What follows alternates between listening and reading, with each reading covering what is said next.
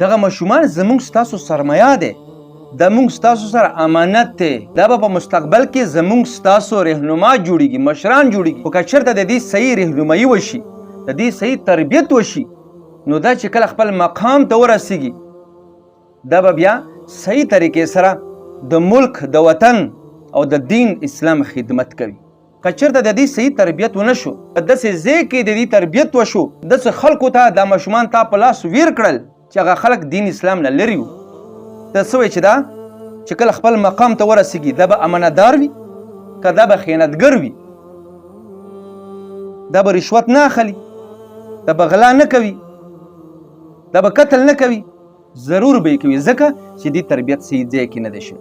او هغه سکول کې خپلو ماشومانو دپاره داخله اخلي چې دغه سکول استادان د اسلامي سوچ ولوي، اسلامي نظریه لري، اسلامي عقیده لري، چې دا بچي صحیح طریقې سره تربیت. ډېر دغه ځوانان دغو سکولونو نه ګمراه شول، ځکه چې هلته کوم استادان د دوی تربیت کوي، دوی اکثرو تعلیمونه په بارمل کې کړي دي، هغوی دین اسلام نه ډېر لرې دي.